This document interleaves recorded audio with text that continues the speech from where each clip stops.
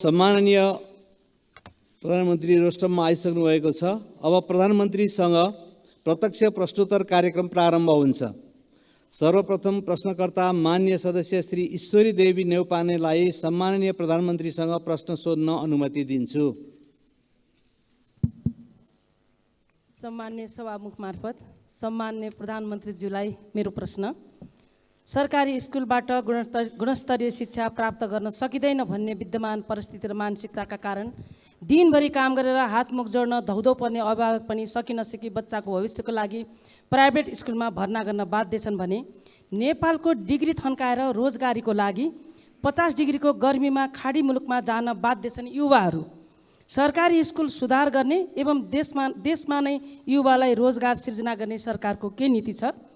विदेशमा पढ्न जाँदा 1 वर्षमा नेपालको कति रुपियाँ विदेशिन्छ एवं बाहिर रोजगारीबाट 1 वर्षमा कति रेमिट्यान्स भित्रिन्छ? नम्बर 2, कृषि प्रधान देश सधैँ मलको हाहाकार छ, मल कारखाना खोल्ने सरकारको के नीति छ? नम्बर 3, सुदूरपश्चिम प्रदेशले राजधानीको आफ्नै प्रशासनिक भवनबाट काम गर्न कहिले पाउँछ? धन्यवाद। अब सम्माननीय प्रधानमन्त्री श्री पुष्पकमल दाहाल प्रचण्डलाई उक्त प्रश्नको जवाफ दिन अनुमति दिन्छु। सम्माननीय सभामुख महोदय, म अब प्रश्नको उत्तर दिन तयार भएको छु, तर उत्तर दिनु अगाडि 2-3टा वाक्य मात्रै म भन्न चाहन्छु। यो प्रश्न उत्तर कार्यक्रम यस किसिमको व्यवस्था गर्ने कुरामा नियमावली समिति र यो सम्मानित सदनबाट जो व्यवस्था भएको छ त्यसको लागि म धन्यवाद भन्न चाहन्छु। आज बिहान प्रश्न उत्तरको लागि बडो जोसको साथ तयारी गरेर म आउँदै थिएँ, तर 2 घण्टा ढिलो भयो। अलिकति नमिठो त लागेकै छ र प्रश्न उत्तर कार्यक्रमको सुरुकै दिनमा नियम निलम्बन गर्नुपर्ने जो अवस्था आयो त्यो पनि बडो नमिठो अनुभूति हामी सबैलाई भएकै छ। तर फेरि सर्वसम्मत भयौँ हामी। सर्वसम्मत भएकोमा त यो खुसीकै कुरा हो। अब म मान्य ईश्वरी नेउपानेको प्रश्नको उत्तर दिन चाहन्छु। सरकारी एवं सार्वजनिक शिक्षा सुधारलाई वर्तमान सरकारले उच्च प्राथमिकतामा राखेको छ। सरकारी विद्यालयमा गुणस्तरीय शिक्षा प्रदान गर्न सरकार प्रतिबद्ध रहेको जानकारी गराउन चाहन्छु। सबै सरकारी विद्यालयमा गुणस्तरीय र रोजगारमूलक शिक्षा प्रदान गरी स्वदेशमा नै रोजगारीका अवसर सिर्जना गर्न हालको शिक्षा नीतिमा केही गुणात्मक सुधार गर्ने सरकारको धारणा रहेको छ। साथै विद्यालयहरूको संरचनागत र भौतिक सुधारमा जोड दिइएको छ। शिक्षकको क्षमता विकासका कार्यक्रमहरू सञ्चालनमा रहेका छन्। स्थानीय तह र प्रदेश सरकारसँग प्रभावकारी समन्वय गरी विद्यालयको अनुगमन र मूल्याङ्कन गरिँदै आएको छ र यस्ता कार्यलाई निरन्तरता दिई शिक्षा प्रणाली थप सुदृढ गरिने बेहोरा सम्मानित सदनलाई जानकारी गराउन चाहन्छु। आर्थिक वर्ष 79-80 को पहिलो 9 महिनामा रु 903 अरब 39 करोड रेमिट्यान्स प्राप्त भएको छ, जुन गत आर्थिक वर्षको तुलनामा 24.2% वृद्धि हो। यसै अवधिमा नेपाली विद्यार्थीहरू विदेशमा पढ्न जाँदा रु 67 अरब 19 करोड रुपियाँ बाहिरिएको देखिएको छ। नेपालमा रासायनिक मल उत्पादन गर्ने सम्बन्धमा नेपाल लगानी बोर्डमा प्राप्त भएका विभिन्न प्रस्तावहरूको सम्भाव्यता अध्ययन कार्य भइरहेको जानकारी गराउन चाहन्छु। अध्ययनका आधारमा मल कारखाना स्थापना सम्बन्धी कार्यलाई उच्च प्राथमिकता दिई अगाडि बढाइने जानकारी पनि यो सम्मानित सदनलाई दिन चाहन्छु। धन्यवाद।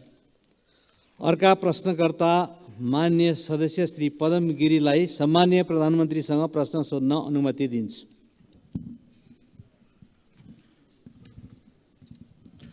सम्माननीय सभामुख महोदय, सम्माननीय सभामुख महोदय मार्फत म प्रधानमन्त्रीज्यूलाई प्रश्न गर्नको लागि उपस्थित भएको छु। सम्माननीय प्रधानमन्त्रीज्यूलाई मैले प्रश्न गर्नको लागि एउटा प्रश्न तयार गरेको थिएँ। यही क्रममा देशका विभिन्न कुनाबाट गरिब किसानहरूले फोन गर्नुभयो। लम्पी स्किन भन्ने बिमारको कारणले हाम्रा गाईहरू धमाधम मर्न लागे। 100औं हजारौंको सङ्ख्यामा गाईहरू चाहिँ बिमारी भएका छन्, भ्याक्सिन पाइएको छैन। हाम्रो कुरा उठाइदिनुहोस् भनेर भन्नुभएको छ। फेरि मधेसतिरबाट धेरै साथीहरूले फोन गर्नुहुन्छ। हिजो बेलुकादेखि तारन्तर फोन आएको छ। हामी हजारौँ युवाहरूले चाहिँ अहिले +2 पास गरेका नागरिकता पाएको छैन, नागरिकता विधेयक कहिले आउँछ सोधिदिनु होला भन्नुभएको छ। यस्ता धेरै प्रश्नहरूको बिचबाट म एउटा प्रश्न फेरि जुन पहिला नै मैले दर्ता गराएको थियो त्यो प्रश्न यहाँ म राख्न चाहन्छु सभामुख महोदय। 50 खर्ब माथिको हाम्रो अर्थतन्त्रको आकार छ, तर सङ्घीय सरकारले सञ्चित कोषमा 159 अर्बले घाटामा छ सभामुख महोदय। आयोजनाहरूको भुक्तानी दिन 80 अर्बभन्दा बढी बाँकी छ। करिब 60% पालिका आफ्नो स्रोतबाट प्रशासन चलाउन असक्षम छन्, तर प्रदेश र स्थानीय तहहरूले पाउने समानीकरण अनुदानमा 50% कटौती भएको छ। यस्तो परिस्थितिमा राज्यको अनिवार्य दायित्व कसरी निर्वाह गर्नुहुन्छ? म प्रधानमन्त्रीज्यूलाई म प्रश्न गर्न चाहन्छु। साथसाथै सङ्घको कोष खुम्चियो भन्दै प्रदेश र स्थानीय तहले पाउने अनुदान कटौती हुँदा उनीहरूले आफ्नो तजविजमा बनाउने योजना र खर्चको स्रोत भर्न कसरी हुन्छ? उनीहरूले गर्नै पर्ने अनिवार्य दायित्व कसरी पुरा गर्छन्? सरकारको आर्थिक मन्दीको सामना गर्ने योजना के छ? सभामुख महोदय मार्फत म सम्माननीय प्रधानमन्त्रीज्यूलाई यो प्रश्न राख्न चाहन्छु। धन्यवाद। सम्माननीय प्रधानमन्त्रीजी पुष्पकमल दाहाललाई उक्त प्रश्नको जवाफ दिन अनुमति दिन्छु। सभामुख महोदय, माननीयजीले पहिला प्रश्न गर्दा म अलिकति झस्किएँ, किनभने पहिला रातभरि गाईको निबन्ध पढेर आएको, बिहान प्रश्न आउँदा नदी आएपछि कसरी लेख्ने भन्ने समस्या परे जस्तै होला कि भन्ने डर लागेको थियो। तर फेरि माननीय सदस्यले दोस्रो भागमा निर्धारितै प्रश्न सोध्नुभयो, त्यसको लागि धन्यवाद। 72 सालको महाभूकम्प, कोभिड-19 को प्रभाव, अन्तर्राष्ट्रिय आर्थिक मन्दी लगायतका कारणबाट देशको अर्थतन्त्रको समग्र मागमा ह्रास आएको कुरा हामी सबैलाई ज्ञात नै छ। तरलताको सङ्कुचन हुनुको साथै घट्दो दरमा राजस्व परिचालन भएको र पुँजीगत खर्चमा अपेक्षित सुधार हुन नसकेको अवस्था पनि हामी सबैलाई जानकारी नै छ। अर्थतन्त्रका यस्ता चुनौतीहरूलाई सम्बोधन गर्न वित्तीय, मौद्रिक र क्षेत्रगत नीति तथा कार्यक्रमहरूमा आवश्यक सुधार गरी समष्टिगत आर्थिक स्थायित्व कायम गर्न सरकार प्रयत्नशील रहेको छ। विदेशी लगानीलाई प्राथमिकता दिँदै सरकार र निजी क्षेत्रको साझेदारीमा उत्पादन र उत्पादकत्व अभिवृद्धि गरी रोजगारी सृजना गर्ने खालका कार्यक्रमहरू सरकारको प्राथमिकतामा रहेका छन्। सरकारी खर्चमा मितव्ययिता कायम गरी फजुल खर्चको नियन्त्रण गरिएको छ। सरकारले राजस्व प्रशासनलाई थप सुदृढ र चुस्त बनाउँदै राजस्वको दायरा विस्तार गर्ने र राजस्व चुहावट, राष्ट्रिय पुँजी पलायन, अवैध कारोबारलाई कडाइका साथ नियन्त्रण गर्ने नीति सरकारले लिएको छ। सरकारका यी नीतिहरूको सकारात्मक प्रभावका सङ्केतहरू पनि सबैले देख्ने गरी आएकै छन्। विदेशी लगानीलाई प्रोत्साहन र स्वदेशी उद्योगलाई संरक्षण गरी आर्थिक भार कम गर्ने नीति सरकारको रहेको कुरा पनि म जानकारी गराउन चाहन्छु। यसका साथै वित्तीय सङ्घीयताको प्रभावकारी कार्यान्वयन गरी खर्चको आवश्यकता र राजस्व क्षमताको आधारमा वित्तीय हस्तान्तरणको कार्यक्रमलाई सुदृढ गर्दै लगिनेछ। प्रदेश र स्थानीय सरकारको राजस्वको क्षमता वृद्धि गर्ने, करको दायरा वृद्धि गरी सक्षम र आत्मनिर्भर बनाउने कार्यक्रम पनि रहेको जानकारी गराउन चाहन्छु। धन्यवाद। अर्का प्रश्नकर्ता माननीय सदस्य श्री पूर्णबहादुर घरतीलाई म प्रधानमन्त्रीजीसँग प्रश्न सोध्न अनुमति दिन्छु। समय र अवसरका लागि सम्माननीय सभामुखलाई धन्यवाद। सम्माननीय प्रधानमन्त्रीज्यू, विरोध शान्ति सम्झौताको महत्त्वपूर्ण पाटो बेपत्ता पारिएका व्यक्तिहरूको छानबिन, सत्य निरूपण तथा मेलमिलाप सम्बन्धी कार्य शान्ति प्रक्रियाको 18 वर्षसम्म पनि कार्यान्वयन हुन सकिराखेको छैन। द्वन्द्वकालीन मुद्दाहरूलाई शान्ति सम्झौताको मर्मअनुसार समाधान गर्ने भन्दा पनि तत्कालीन विद्रोही पक्ष यानि कि माओवादीलाई फौजदारी अभियोग सम्बन्धी मुद्दाहरूद्वारा तह लगाउने आशयका अभिव्यक्ति र क्रियाकलापहरू सदनभित्र र बाहिर भइराखेका छन्। तपाईँ विरोध शान्ति सम्झौताको हस्ताक्षरकर्ता एवं तत्कालीन विद्रोही पक्षको सर्वोच्च कमान्डर हुनुहुन्छ। हाल तपाईँको नेतृत्वमा रहेको सरकारले यसको समाधानका लागि भए गरेका प्रयासहरू र जटिलताहरू के हुन् र कहिलेसम्म समाधान हुन्छ? धन्यवाद। सम्माननीय प्रधानमन्त्रीलाई उक्त प्रश्नको जवाफ दिन अनुमति दिन्छु। सभामुख महोदय, शान्ति प्रक्रिया र सङ्क्रमणकालीन न्याय सम्बन्धी सबै बाँकी कामहरू बृहत शान्ति सम्झौताको मर्म र भावना अनुसार समाधान गर्न सरकार दृढ र प्रयत्नशील छ। बेपत्ता पारिएका व्यक्तिको छानबिन आयोग र सत्यनिर्माण तथा मेलमिलाप आयोगको सिफारिस समेतका आधारमा जनयुद्ध र जनआन्दोलनका घाइते र अपाङ्गता भएका व्यक्तिको पुनर्स्थापना र परिपूरणको कार्यलाई प्राथमिकताका साथ अगाडि बढाइनेछ र यसै सदनमा रहेको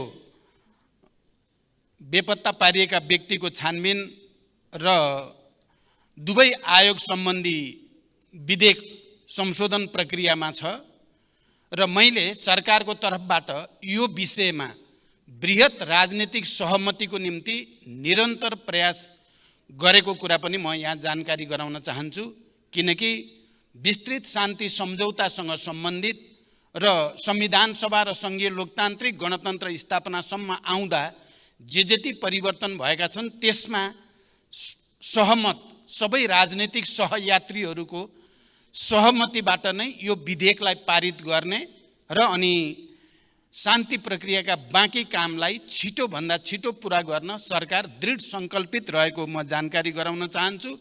जगन्य एउटा कुरा म आज यस सम्मानित सदनलाई के कुरा पनि स्मरण गराउन चाहन्छु भने जति बेला विस्तृत शान्ति सम्झौता भयो र यसै हलमा हामीले 7 राजनीतिक दलको तर्फबाट दिवंगत गिरिजाप्रसाद कोइरालाले र तत्कालीन विद्रोही पक्षको तर्फबाट मैले हस्ताक्षर गर्दै गर्दा हाम्रो एउटा बहस भएको थियो। हामीले विस्तृत शान्ति सम्झौता गरिसकेपछि र त्यो विस्तृत शान्ति सम्झौतालाई अन्तरिम संविधानको अङ्ग पनि बनाइसकिएपछि अब यो बेपत्ता छानबिन गर्ने कुरा या सत्य निरूपण र मेलमिलाप कायम गर्ने कुरालाई एकैचोटि सकिनुपर्छ भन्ने बहस पनि त्यति बेला भएको थियो 7 राजनीतिक दल र तत्कालीन विद्रोही पक्षको बीचमा। अझ मुख्यतः नेपाली कांग्रेसका सभापति तथा तत्कालीन प्रधानमन्त्री गिरिजाप्रसाद कोइरालाले यो समस्यालाई बाँकी राखिराख्नु उचित हुँदैन भन्ने धारणा राख्नुहुन्थ्यो र उहाँले पटक मलाई सुझाव दिने गर्नुहुन्थ्यो कि हामीले यसलाई फर्गिभ एन्ड फर्गेट गरौँ। अब जे भयो भयो, हामी अब शान्ति सम्झौतामा आइसकेपछि फेरि छानबिन गर्ने, दोषीलाई कारबाही गर्ने कुरातिर लाग्दा त्यसले शान्ति प्रक्रियामा नै अप्ठ्यारो आउन सक्छ भन्ने गर्नुहुन्थ्यो। मैले विद्रोहीको एक हस्ताक्षरकर्ताको नाताले मैले त्यसो गर्न हुँदैन भन्ने गर्दथेँ र जघन्य अपराधमा संलग्नलाई कुनै पनि प्रकारको उन्मुक्ति नदिने प्रतिबद्धता सहित मैले दिवंगत गिरिजाप्रसाद कोइराला आदरणीय नेतालाई त्यसको निम्ति कन्भिन्स गरेको थिएँ। म आज यो सम्मानित सदनलाई यो जानकारी होस् भनेर म यो कुरा प्रश्न गर्न चाहन्छु। द्वन्द्वकालीन विषयका मुद्दाहरूमा सबै राजनीतिक दलहरू एकै ठाउँमा उभिई उचित निष्कर्षमा पुर्याउन पनि म यो सम्मानित सदनसँग अनुरोध गर्न चाहन्छु र म यो पनि जानकारी गराउन चाहन्छु कि धेरै मेहनत गरेर अहिले यो विधेयक जो यहाँ विचाराधीन छ त्यसमा राजनैतिक सहमति बनाउने निकै ठुलो प्रयास सहित प्रमुख राजनीतिक दलहरूको बीचमा एक किसिमको समझदारी, यसलाई सहमतिबाट टुङ्ग्याउने समझदारी भएको जानकारी पनि म गराउन चाहन्छु। धन्यवाद। अर्का प्रश्नकर्ता मान्य सदस्य श्री शिशिर खनाललाई सम्मान्य प्रधानमन्त्रीजीसँग प्रश्न सोध्न अनुमति दिन्छु। सम्माननीय सभामुख महोदय, धन्यवाद। सम्माननीय प्रधानमन्त्रीज्यू, मैले हजुरलाई पठाएको लिखित प्रश्न बाहेक अर्को एउटा थप प्रश्न पनि छ। मलाई जनताहरूले सोध्न भनेर पठाउनु भएको प्रश्न उत्तर गाह्रो छैन भन्ने मैले बुझेको छु, त्यही भएर राख्दैछु। 2073 साउनमा यहाँको नेतृत्वको सरकारले तराई मधेस र थारूवट आन्दोलनको छानबिन गर्न लाल आयोग गठन गर्यो। त्यसपछि यहाँहरू पटक पटक सरकारमा जानुभयो। सरकारका न्यूनतम साझा कार्यक्रममा रिपोर्ट सार्वजनिक गर्ने भन्ने पनि लेखियो। 7 वर्षपछि यहाँको नेतृत्वमा पुनः सरकार बनेको छ। थारूवट आन्दोलनको जगमा उठेको उन्मुक्ति पार्टी पनि सरकारमा छ। रिपोर्ट चाहिँ सरकारले सार्वजनिक गर्छ कि गर्दैन, कहिलेसम्म गर्छ? त्यस्तै करोडौँ खर्च गरेर बनेको उच्च स्तरीय शिक्षा आयोगले बनाएको रिपोर्ट पनि आजसम्म सार्वजनिक भएको छैन। त्यो हुन्छ कि हुँदैन? त्यस्तै गरी पछिल्लो उपनिर्वाचनमा यहाँ लगायत पूर्व प्रधानमन्त्रीहरू हेलिकप्टर चढेर हाम्रा उम्मेदवारहरू हराउन जिल्ला जिल्ला जानुभयो। गठबन्धनका उम्मेदवारलाई मन्त्री बनाउने आश्वासन पनि दिनुभयो। त्यो आश्वासन आफैमा आचार संहिताको विपरीत थियो कि थिएन, त्यो नैतिकताको प्रश्न म आज सोध्दिनँ। म हजुर आज तपाईँलाई म के सोध्न चाहन्छु भने त्यो हेलिकप्टरको खर्च जनताको रगत पसिनाले उठेको करले तिर्छ कि हजुरको गोजीबाट तिरिन्छ? धन्यवाद। अब सम्माननीय प्रधानमन्त्री श्री पुष्पकमल दाहाल प्रचण्डलाई उक्त प्रश्नको जवाफ दिन अनुमति दिन्छु। सभामुख महोदय, म प्रश्नकर्ता माननीयलाई धन्यवाद भन्न चाहन्छु। तपाईँले धेरै गम्भीर र संवेदनशील प्रश्न अगाडि सार्नु भएको छ।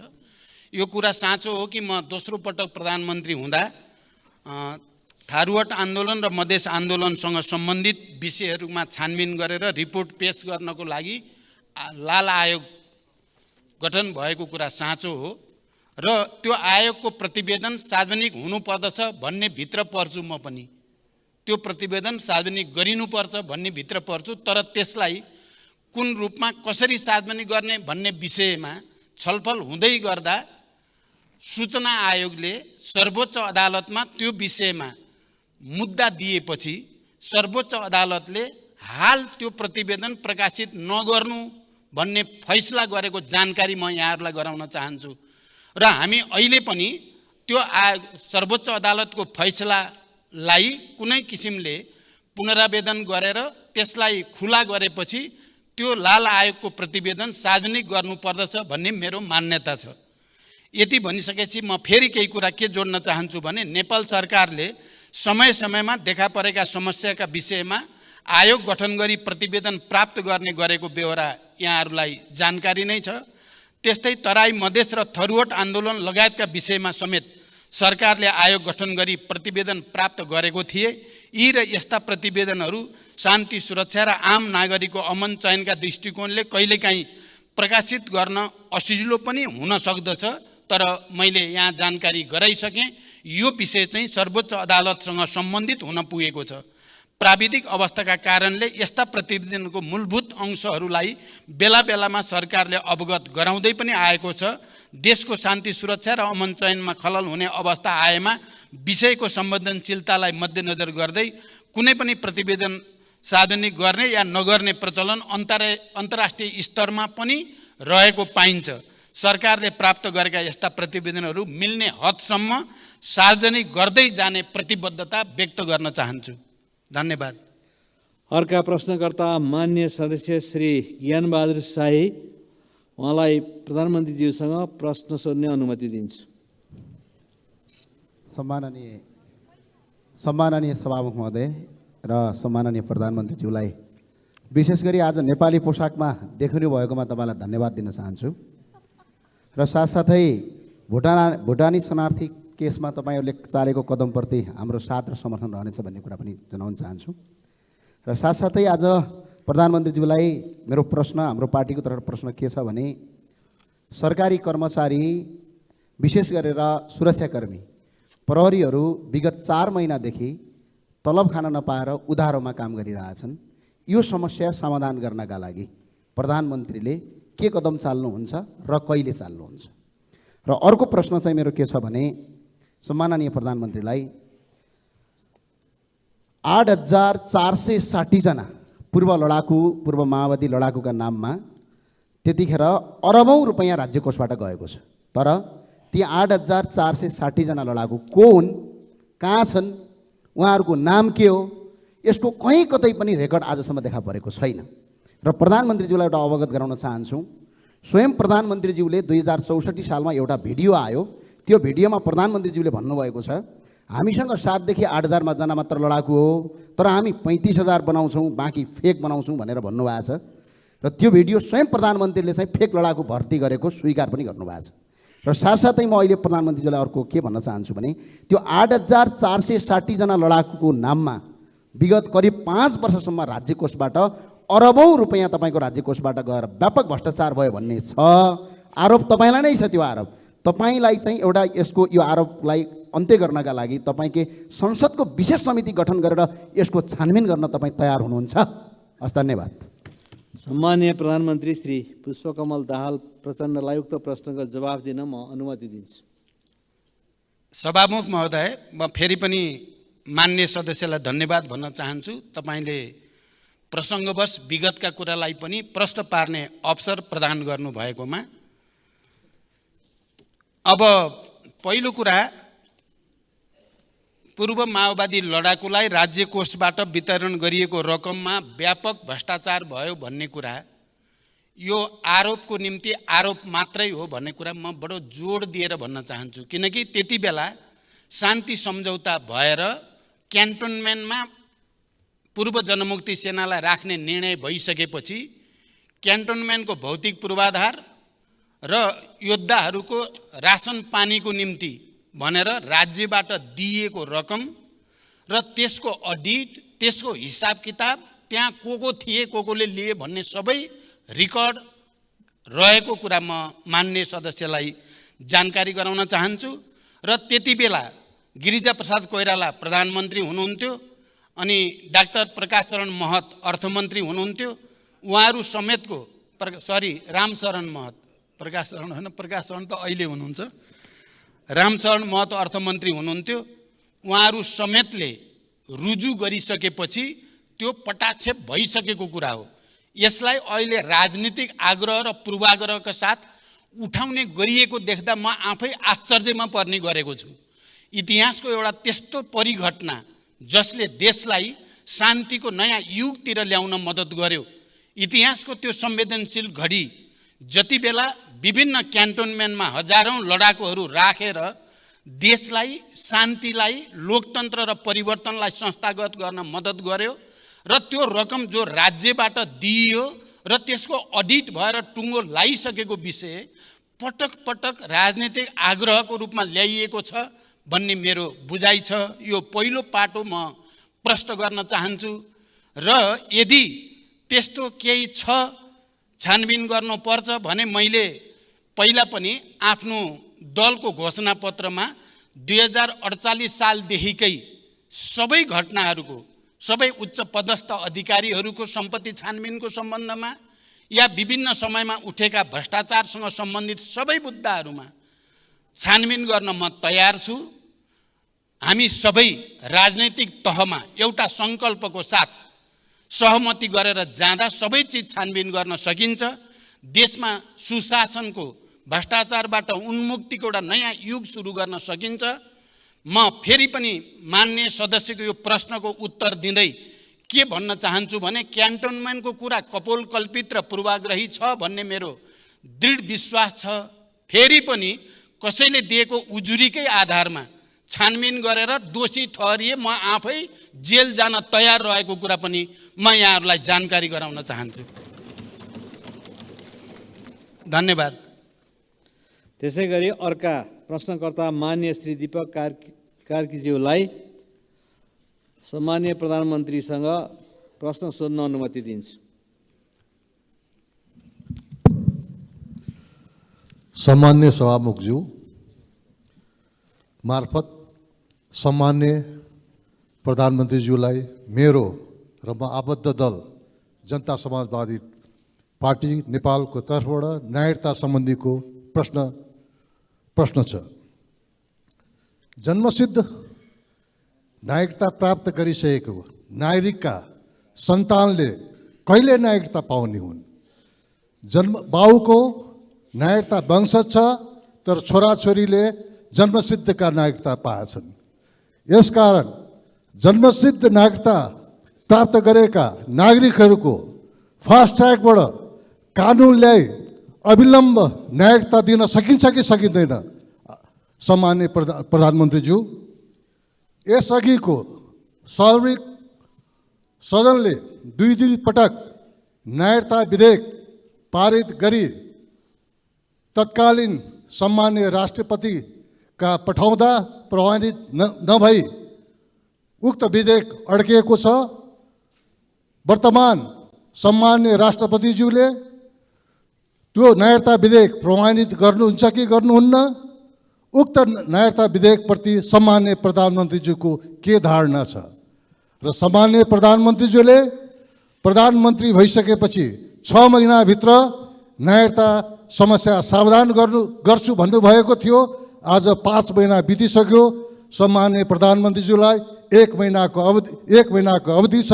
यसभित्र नागरिकता संविधान समस्याको समाधान होस् भन्न आम नागरिकको चाहना छ। धन्यवाद। अब सम्मानीय प्रधानमन्त्री श्री पुष्पकमल दाहाल प्रचण्डलाई उक्त प्रश्नको जवाफ दिन अनुमति दिन्छु। सभामुख महोदय, नागरिकता सम्बन्धी विषयको संवेदनशीलताबारे हामी सबै विज्ञ नै छौँ र योभन्दा अगाडिको सदनबाट, प्रतिनिधि सभाबाट र राष्ट्रिय सभाबाट समेत जन्मसिद्ध बाबुआमाका छोराछोरीहरूले नागरिकता प्राप्त गर्ने सम्बन्धी विधेयक पारित भएर प्रमाणीकरणका लागि राष्ट्रपति कहाँ गएको कुरा पनि हामी सबैलाई जानकारीमै छ। पहिलो पटक सम्मानित राष्ट्रपति कार्यालयबाट त्यो विधेयकलाई फिर्ता पठाइयो सदनमा, यो कुरा पनि हामी सबैको जानकारीमा छ र दोस्रो पटक पनि दुवै सदनबाट पारित गरेर प्रमाणीकरणको लागि फेरि राष्ट्रपति कार्यालय पठाइएको तथ्य पनि हामी सबैलाई अवगत नै छ। तर दोस्रो पटक तत्कालीन सम्मानित राष्ट्रपतिजीले न त्यसलाई खारेज भनियो, न त्यसलाई फेरि फिर्ता पठाउने कुनै प्रावधान थियो, न त्यसलाई अरू केही गर्न सकिने स्थिति नै थियो। खालि प्रमाणीकरण गर्नुपर्ने संवैधानिक बाध्यता मात्रै थियो। संविधानले कहीँ कतै ठाउँ दिएको थिएन। तर राष्ट्रपति कार्यालयले त्यसलाई होल्डमा राखेको स्थिति छ। न फिर्ता, न खारेज, न अरू कुनै बाटो, त्यो होल्डमा छ राष्ट्रपति कार्यालयमै। अब त्यसको पोजिसन के हुने र अहिले नयाँ सदन र नयाँ राष्ट्रपतिले त्यो होल्डमा रहेको विधेयकलाई प्रमाणीकरण गर्ने या अर्को कुनै बाटो छ भन्ने बारेमा संविधानविद, कानुनविद, राजनीतिज्ञहरूसँग छलफल चलिरहेको छ। र म के कुरा प्रश्न गर्न चाहन्छु भने हामीले बार एसोसिएसन लगायत संविधान र कानुनका विज्ञहरूसँग एउटा ठुलो छलफलको आयोजना बालुवाटारमा गरेका थियौँ र त्यो छलफलमा उपस्थित सबै पूर्व महान्यायाधिवक्ता, अहिलेका महान्यायाधिवक्ता लगायत सबै संविधान र कानुन विज्ञहरू जो उपस्थित हुनुहुन्थ्यो, उहाँहरू सबैले सर्वसम्मत रूपमा त्यो विधेयकलाई राष्ट्रपतिले प्रमाणीकरण गर्न केही बाधा छैन, उहाँले प्रमाणीकरण गर्न सक्नुहुन्छ र गर्नु पनि पर्छ भन्ने नै सुझाव थियो। र त्यो सुझावको आधारमा मैले सम्माननीय राष्ट्रपतिजीलाई भएको छलफलको जानकारी पनि गराएँ। यस्तो छलफल भयो र यो सुझाव छ भन्ने कुरा। राष्ट्रपतिजीले यो बारेमा मैले पनि केही कानुनविद, संविधानविदहरूको राय लिएर मात्रै यसको बारेमा टुङ्गोमा पुग्छु भन्ने जानकारी दिनुभयो र अहिलेसम्म सायद उहाँ अध्ययनकै प्रक्रियामा हुनुहुन्छ। र अब यही सदनमा दुईटै सम्भावना म देख्छु।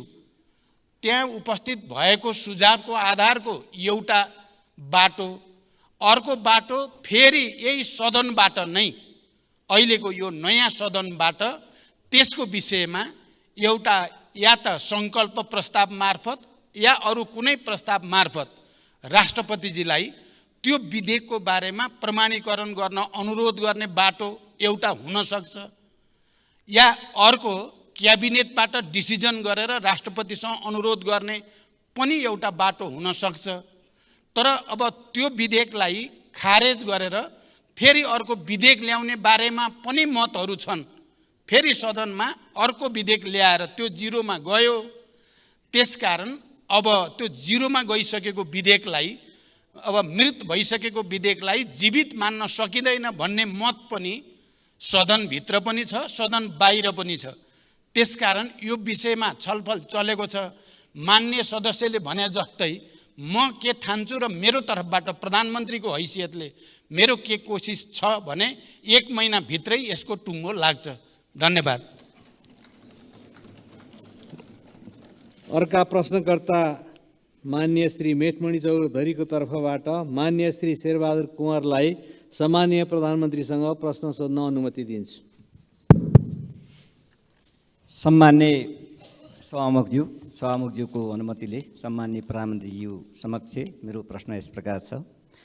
नेपाललाई भुटानी शरणार्थी बनाएर अमेरिका पठाउने नाममा करोडौँको ठगी धन्दा भएको छ। यस कार्यमा शीर्ष नेतृत्व नै संलग्न रहेको प्रमाण भेटिन थालेको समाचार सञ्चार माध्यमबाट प्रसारण भइरहेको छ। अझ आरोपित भई थुनामा रहेका व्यक्तिहरूले VVIPका निर्देशनमा भए गरिएका बयानहरू दिइरहेका छन्। खासमा यो के कुरा हो? मानौँ अहिलेका VVIPहरूका संलग्न भएको प्रमाणहरू जुट्यो भने के गर्नुहुन्छ? उहाँहरूलाई कारबाहीको दायरामा ल्याउनुहुन्छ कि हुँदैन? पहिलो प्रश्न। दोस्रो प्रश्न, यसै गरी मुलुक अहिले आर्थिक रूपमा सङ्कटग्रस्त छ। बजारमा पैसा अभावको कारण अर्थतन्त्र चलायमान हुन सकेको छैन। जनताहरूलाई छाक जुटाउन मुस्किल परिरहेको छ। यो अवस्था कहिलेसम्म रहने? समाधानको लागि प्रधानमन्त्रीज्यूसँग योजना के छ? धन्यवाद। सम्मान्य प्रधानमन्त्रीलाई उक्त प्रश्नको जवाफ दिन अनुमति दिन्छु। सभामुख महोदय, यो विषय अहिलेको सबभन्दा बढी चर्चामा रहेको र एउटा संवेदनशील विषय हो। नेपाली नागरिकलाई नक्कली भुटानी शरणार्थी बनाउने अपराधको निष्पक्ष अनुसन्धान गरी प्रमाणका आधारमा दोषी देखेका जुनसुकै तहका पदाधिकारी तथा व्यक्तिलाई कानुनी कारबाहीको दायरामा ल्याउन यो सरकारले कुनै कसर बाँकी राखेको छैन र बाँकी राख्ने पनि छैन। नेपाल प्रहरीको निष्पक्ष र व्यावसायिक अनुसन्धान कार्यमा कुनै निकायबाट पनि हस्तक्षेप भएको छैन, हस्तक्षेप गरिने छैन र हस्तक्षेप हुन दिइने पनि छैन। भ्रष्टाचारसँग सम्बन्धित अन्य प्रकरणको पनि कानुनअनुसार अनुसन्धान र कारबाही हुने बेहोरा म प्रष्ट गर्न चाहन्छु। दोषी कोही पनि उम्किन नपाओस्, निर्दोष कोही पनि नपरोस् भन्ने हाम्रो जोड रहेको छ। जुनसुकै तह र तबकाका भए पनि यो अपराधमा संलग्न जो कोही पनि कानुनको दायरामा आउने नै छन् र त्यो प्रक्रिया अगाडि बढी पनि सक्नुभएको छ। मान्यले सोधे जस्तो VIPहरू VVIPहरू पनि परि त राखेका छन्। त्यसकारण यसमा स्वतन्त्र र निष्पक्ष रूपले छानबिन भइरहेको कुरा त्यसले प्रमाणित गर्दछ। यस्ता विषयमा सरकारले कुनै आग्रह या कुनै पूर्वाग्रह नलिई निष्पक्ष, तटस्थ र व्यावसायिक छानबिन गरी अन्तिम निष्कर्ष निकाली अपराधीलाई कानुनको दायरामा ल्याउन जोड गरेको छ। प्रधानमन्त्रीको हैसियतले मैले मान्य उपप्रधानमन्त्री तथा गृहमन्त्रीलाई यसमा दृढतापूर्वक र निष्पक्षताका साथ दोषी नउम्कने, निर्दोष नपर्ने नीति अन्तर्गत अगाडि बढ्न निर्देशित गरेको छु र मैले जानकारी पाएसम्म प्रहरीले पनि स्वतन्त्र र निष्पक्ष छानबिन प्रक्रिया अगाडि बढाइरहेको छ र यो हामी सँगै सबै राजनीतिक दलहरूको निम्ति, सबै राजनीतिक नेतृत्वको निम्ति र देशकै निम्ति पनि निकै गम्भीर र संवेदनशील विषय भएको छ। यो अब हामीले उचित निष्कर्षसहित दोषीलाई कारबाहीको दायरामा ल्याएर मात्रै सुशासनको एउटा नयाँ प्रक्रियाको थालनी गर्न सकिन्छ भन्ने सरकारको विश्वास पनि छ र सरकार त्यसमा दृढ पनि रहेको जानकारी गराउन चाहन्छु। धन्यवाद। सम्मानीय सभामुख महोदय मार्फत सम्मानीय प्रधानमन्त्रीज्यूलाई प्रश्न राख्न चाहन्छु। किसानहरूलाई धानको बिउ छर्ने समय आइसक्यो। हामी आफ्नो जिल्ला क्षेत्रमा जाँदा किसानहरूको एउटै माग हुन्छ, यसपालि पनि मल र बिउ समयमा पाउँछ कि पाउँदैनन्? किसानहरूको माग पुरा गराउन जनमत पार्टीले लामो समयसम्म किसान आन्दोलन पनि गर्यो। जनमत पार्टीका नेता कार्यकर्ताहरूले गोली समेत खाए, जेलसम्म गए। अझै अनेकौँ झुठा मुद्दाहरू किसान आन्दोलनकारीहरूमाथि लगाइएकै छ। त्यो फिर्ता लिने पहल पनि सरकारले गरेन। के यो सरकारले पनि किसानहरूलाई बेवास्ता गर्ने र किसान आन्दोलनकारीहरूलाई दमन गर्ने नीति नै लिएको हो त? धन्यवाद। सम्माननीय प्रधानमन्त्रीज्यूलाई उक्त प्रश्नको जवाफ दिन अनुमति दिन्छु। सभामुख महोदय, मान्यहरूलाई जानकारी भएकै विषय हो कि हाम्रो कृषिको उत्पादन र उत्पादकत्व मौसमी प्रणालीमा आधारित रहँदै आएको छ। किसानहरूलाई समयमा नै मल र बिउ उपलब्ध गराउन रासायनिक मल उत्पादन गर्ने कारखाना नेपालमा नै स्थापना गर्ने सम्बन्धमा गम्भीर ढङ्गले अध्ययन भइरहेको जानकारी गराउन चाहन्छु। सर्वसुलभ तरिकाले रासायनिक मल उपलब्ध गराउन रासायनिक मलमा अनुदान दिनुको साथै भारत सरकारसँग मल खरिदको सम्झौता भइसकेको जानकारी पनि म यो सम्मानित सदनलाई गराउन चाहन्छु। यस वर्ष समयमै मल बिउ उपलब्ध गराउन मैले बेलैमा कृषि मन्त्रालय लगायत सम्बन्धित निकायलाई निर्देशन दिइसकेको छु र कृषि मन्त्रालयबाट यस सम्बन्धी कार्य अगाडि बढी पनि सकेको छ। यस वर्षको नीति कार्यक्रम र बजेटमा कृषिलाई र किसानहरूको हितलाई अनि उत्पादन र रोजगारी सृष्टिको कुरालाई उच्च प्राथमिकता दिइने कुरा पनि म जानकारी गराउन चाहन्छु। धन्यवाद। अर्का प्रश्नकर्ता मान्य श्री सर्वेन्द्रनाथ शुक्लालाई सम्मान्य प्रधानमन्त्रीसँग प्रश्न सोध्न अनुमति दिन्छु। सम्माननीय सभामुख महोदय, सभामुख मार्फत मेरो सम्माननीय प्रधानमन्त्रीज्यूलाई प्रश्न छ कि भ्रष्टाचार निवारण सम्बन्धी ऐन कानुन, सुशासन अनुरूप राज्यको आचरण र सम्बन्धित निकायहरूबीच तालमेलको अभावले गर्दा भ्रष्टाचार विरुद्धका काम कारबाही यथेष्ट रूपमा अगाडि बढ्न सकेको छैन। यो समन्वय कहिलेसम्म गर्ने र कसरी हुने, यसबारे सरकारको योजना केही छ भने जानकारी पाऊँ। धन्यवाद। सम्मान्य प्रधानमन्त्रीलाई उक्त प्रश्नको जवाफ दिन अनुमति दिन्छु। सभामुख महोदय, भ्रष्टाचारलाई कुनै किसिमबाट पनि छुट दिनु हुँदैन र भ्रष्टाचार विरुद्ध शून्य सहनशीलताको नीतिको प्रभावकारी कार्यान्वयन गरी सबै प्रकारका अनियमितता, विकृति र विसङ्गतिलाई अन्त्य गर्ने दृढ इच्छा शक्तिको साथ सरकार अगाडि बढिरहेको जानकारी म गराउन चाहन्छु।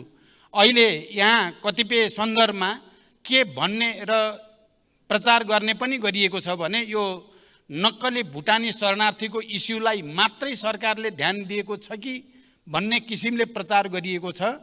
म मान्य सदस्यको प्रश्नको उत्तर दिँदै यो सम्मानित सदनलाई के जानकारी गराउन चाहन्छु भने अहिलेको सरकारले यो नक्कली भुटानी शरणार्थीको इस्यु मात्रै होइन, अन्य तमाम विगतका ठुल्ठुला घटना जो विवादमा रहे ती सबैको छानबिन गर्ने कुरा, सम्पत्ति शुद्धिकरणसँग सम्बन्धित ठुल्ठुला केसहरूलाई छानबिन गर्ने र दोषीलाई कारबाही गर्ने कुरा, अनि राजस्वमा भएका ठुल्ठुला चलखेलहरूलाई छानबिन गर्ने कुरा, अनि अरू पुँजी बजारसँग सम्बन्धित ठुल्ठुला सेटिङहरूलाई भत्काउने कुरा सरकारले सुरु गरिसकेको जानकारी म गराउन चाहन्छु।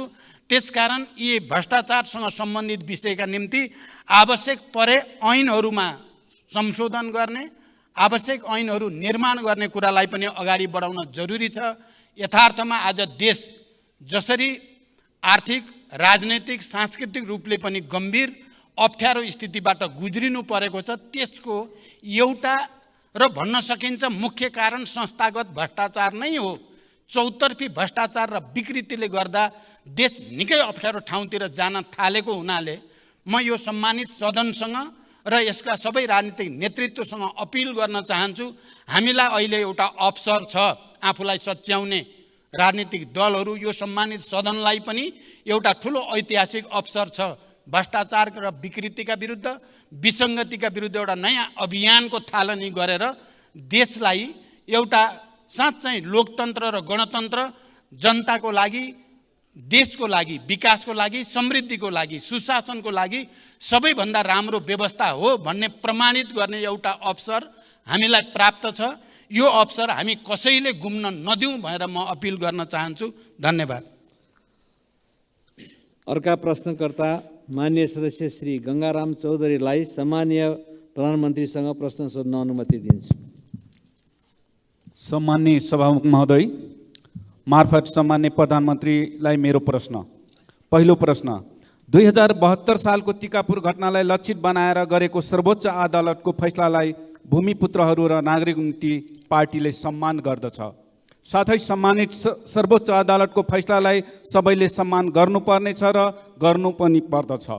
तर सम्मान्य सभामुख महोदय, पहिचान सहितको आफ्नो हक अधिकार माग्दा गरिएको आन्दोलनमा सम्मानित सर्वोच्च अदालतबाट गरिएको फैसला न्यायपूर्ण भयो र थारूहरूले 2072 सालमा आफ्नो हक अधिकार पहिचान माग्दा घुसपैठ गरी घटाइएको पूर्व योजना सहितको टिकापुर घटना किन राजनीतिक घटना भएन? म प्रश्न गर्न चाहन्छु। सम्माननीय सभामुख महोदय, यसको जवाब सभामुख मार्फत मैले माननीय गृहमन्त्री र सम्माननीय प्रधानमन्त्रीज्यूबाट पाउनै पर्छ। दोस्रो प्रश्न, सभामुख महोदय, माननीय रेशम चौधरी लगायत टिकापुर राजबन्दीहरू अन्यायमा परेका छन्। टिकापुर घटनापछि ग्रिसलाल चन्दको संयोजकत्वमा लाल आयोग प्रतिवेदन तयार गरिएको थियो, तर हालसम्म त्यो लाल आयोग प्रतिवेदन कहाँ छ, कोसँग छ, त्यसको जिम्मेवारी कसले लिएको छ? त्यो प्रतिवेदन सरकार किन लुकाइएर राखेको छ? सम्मानित अदालतको फैसला स्वीकारेर हाम्रा नेता जेलमा बस्नुपर्ने, तर सरकारले सम्मान्य अदालतको फैसला नतिर्ने? सम्मानित सर्वोच्च अदालतले लाल आयोग प्रतिवेदनलाई सार्वजनिक गर्न नदिएको जानकारी अहिले सम्मान्य प्रधानमन्त्रीज्यूबाट मैले पाएँ, तर सम्मानित सर्वोच्च अदालतले लाल आयोग प्रतिवेदनलाई सार्वजनिक गर्न दिएको आदेशलाई पनि हालसम्म सरकारले सार्वजनिक गराउन नसक्नु कति अन्यायपूर्ण छ। सभामुख महोदय, त्यो लाल आयोग प्रतिवेदन सार्वजनिक गर्न आखिर सरकारलाई बाधा अर्चन हुने समस्या के छ, कहाँ छ? त्यसको के रहस्य लुकेको छ? त्यो प्रतिवेदनमा कुन जाडुको छरी छ? अरू को फस्दैछन् त्यो प्रतिवेदनमा? कतै अरू राजनीतिक दलका कार्यकर्ता र नेता बचाउनलाई त्यो प्रतिवेदन लुकाएर राखेको त होइन? सभामुख महोदय, म सभामुख महोदय मार्फत आज प्रधानमन्त्रीज्यूलाई प्रश्न गर्न चाहे, लाल आयोग प्रतिवेदन सार्वजनिक गर्न किन सरकार डराइरहेको छ? र अन्तमा मैले सभामुख महोदय, भर्खरै टिकापुर घटनाको कारण 7 वर्ष जेल जीवन बिताउने सीताराम थारू निर्दोष साबित भएर कारागार मुक्त भएका छन्। उहाँको 7 वर्ष जेल जीवनको क्षतिपूर्ति कसले दिने? त्यसैले सभामुख महोदय, टिकापुर घटनामा सफाई पाएका ती सबै निर्दोषलाई सरकारले अविलम्ब क्षतिपूर्ति दिनुपर्छ। र अन्तमा मेरो तेस्रो प्रश्न के छ भनेपछि, हालसम्म सुदूरपश्चिम सरकार बन्न नसक्नुको राज के हो? सभामुख महोदय मार्फत म प्रधानमन्त्रीज्यूलाई, सामान्य प्रधानमन्त्रीज्यूलाई प्रश्न गर्न चाहे। सरकार बनेको 5 महिना पुग्दैछ, हालसम्म सुदूरपश्चिम सरकार बनाउन नसक्ने सरकार के कारणले बन्न सकेको छैन? धन्यवाद। सम्माननीय प्रधानमन्त्रीज्यूलाई उक्त प्रश्नको जवाफ दिन अनुमति दिन्छु। सभामुख महोदय, मान्य सदस्यले एउटा प्रश्नको ठाउँमा 4-5 वटा प्रश्न जोडेर गर्नुभयो, केही छैन, ठिक छ। लाल आयोगको प्रतिवेदनबारे मैले अघि नै प्रश्न गरिसकेको छु र सरकार यो प्रतिवेदन सार्वजनिक गर्ने पक्षमा नै छ भन्ने कुरा पनि मैले अघि नै भनिसकेको छु। किनकि म नै प्रधानमन्त्री हुँदा नै यो आयोग गठन भएको हुनाले, तर त्यसमा जे व्यवहारिक र कानुनी जटिलता छन् तिनलाई फुकाएर मात्रै त्यसलाई सार्वजनिक गर्न सकिन्छ भन्ने कुरा म प्रश्न गर्न चाहन्छु। र राजनीतिक आन्दोलनका कारण जेल जीवन बिताइरहेका बन्दीहरूका सम्बन्धमा सरकारको यसै सम्मानित संसदमा विधेयक प्रस्तुत भइसकेको छ र विधेयक छिटै निष्कर्षमा पुग्ने पनि म विश्वास व्यक्त गर्न चाहन्छु। खालि थारूहट आन्दोलनसँग सम्बन्धित मात्र होइन, मधेस आन्दोलन लगायत अन्य आन्दोलनसँग सम्बन्धित बन्दीहरूको रिहाईको विषय पनि त्यो विधेयकमा रहेको जानकारी पनि म गराउन चाहन्छु। त्यो विधेयक यसै सदनमा दर्ता भइसकेको छ र हामी छिटै त्यसलाई पारित गर्दैछौँ र त्यो विधेयकको बाटो गरी अनि बन्दी रिहा गर्ने बाटो पनि हामी अगाडि बढ्नेछौँ। यो कुरा पनि म प्रश्न गर्न चाहन्छु। तपाईले रेशमलाल चौधरीको बारेमा जसरी प्रश्नसँग प्रश्न राख्नु भएको छ, म के विश्वास दिलाउन चाहन्छु भने रेशम चौधरीको विषयमा हामीले यस अगाडि पनि अध्यादेश ल्याएर भए नि उहाँलाई छुटाउने प्रयास हामीले गरेकै हो। अदालतबाट जे फैसला भए पनि छिटो फैसला होस् भन्नको निम्ति हामीले सबैतिर कुनै न कुनै रूपमा आवाज उठाएकै हो र अहिले टुङ्गिएको छ। अब यो विषयलाई कसरी समाधान गर्ने विषयमा हामी निकै गम्भीर छौँ र मलाई विश्वास छ यसको छिटै एउटा टुङ्गोमा हामी पुग्नेछौँ। धन्यवाद। अर्का प्रश्नकर्ता माननीय सदस्य श्री प्रेम सुवाललाई सम्माननीय प्रधानमन्त्रीजीसँग प्रश्न सोध्न अनुमति दिन्छु। सभामुख महोदय, सभामुखज्यू मार्फत प्रधानमन्त्रीजीलाई जिज्ञासा राख्न चाहन्छु। प्रधानमन्त्रीजीले नेपाललाई स्विजरल्यान्ड र सिङ्गापुर जस्तै बनाउने भन्नुहुन्थ्यो। ती दुवै देश कस्ता थिए? अहिले नेपाली नागरिकलाई नक्कली भुटानी शरणार्थी बनाउने देश किन बनाउनु भयो? नक्कली भुटानी शरणार्थी बनाउने नाउँमा राज्य विरुद्धको कसुर, मानव बेचबिखन तथा ओसार पसार, सङ्गठित अपराध, सरकारी कागजात छाप तथा दस्तखत कृत्य, सार्वजनिक सम्पत्ति दुरुपयोग, सरकारी गाडीमा भ्रष्टाचारको करोडौँ रुपियाँ ओसार पसार, ठगी लगायत काण्ड मचाएका आरोपीहरूलाई के कस्तो कारबाही हुने हो त्यो यहाँले केही अनुमान गर्नुभएको छ? यसमा प्रधानमन्त्री हुनुभएकाहरू सबै जिम्मेवार हुनु पर्दैन र? यति बेलै 3 दलबीच सहमति पनि भयो समिति भागभन्दा लगायतमा। यो नक्कली भुटानी शरणार्थी काण्डका आरोपीहरूलाई उन्मुक्ति दिने तयारी त होइन? महान्यायाधिवक्ताको कार्यालयले तत्कालीन सरकारी ललिता निवासको सरकारी जग्गा व्यक्तिको नाममा दर्ता गर्ने मुद्दालाई दर्तै गर्न लगाएन। के यो नक्कली भुटानी शरणार्थीको मुद्दा पनि महान्यायाधिवक्ताको कार्यालयले फलानालाई छोडिदिनु, फलानालाई मुद्दा दिनु भनेर आदेश दिने हो कि अथवा मुद्दै नलाग्ने हो कि? र महान्यायाधिवक्ताको कार्यालयलाई प्रधानमन्त्रीद्वारा त्यस्तो आदेश जाने हो कि? र साथसाथै खोप विश्वविद्यालय विधेयक पारित नभई ज्ञानमा आधारित अर्थतन्त्र निर्माण कसरी हुन्छ? धन्यवाद। सम्माननीय प्रधानमन्त्रीलाई उक्त प्रश्नको जवाफ दिन अनुमति दिन्छु। सभामुख महोदय, नेपाली नागरिकलाई नक्कली भुटानी शरणार्थी बनाउने सङ्गठित अपराधका सम्बन्धमा मैले यसअघि नै धेरै प्रश्न पारिसकेको छु। सरकार पुरै दृढ छ, कसैप्रति पनि कुनै आग्रह र पूर्वाग्रह राखिने छैन, कुनै पनि अपराधीलाई छुट दिइने छैन। यति भनिसकेपछि म मान्य सदस्य र उहाँ मार्फत यो सम्मानित सदनलाई के कुरा प्रश्न गर्न चाहन्छु भने यो केस चाहिँ, यो इस्यु भनौँ मुद्दा अब कुनै पार्टी विशेषको, सरकार विशेषको या कुनै नेता विशेषको मात्रै रहेको छैन। यो आम जनताको विषय भइसकेको छ। यो विषय राष्ट्रिय मात्रै होइन, यो अन्तर्राष्ट्रिय विषय पनि भइसकेको छ। सबै अन्तर्राष्ट्रिय सङ्घ संस्थाहरूले पनि बडो गम्भीर रूपले यो विषय हेरिसकेको अवस्था पनि छ। एकातिर सरकार दृढताको साथ दोषीलाई नछोड्ने, निर्दोषलाई नपार्ने नीति अन्तर्गत एउटा निष्कर्षमा पुर्याउन अगाडि बढेको छ भने अर्कोतिर जनता र विश्वको नजर पनि यसमा परेको हुनाले मान्य सदस्यले कुनै शङ्का गर्नु पर्दैन। यसको तात्विक निष्कर्षमा पुर्याउन सरकार दृढ रहेको छ।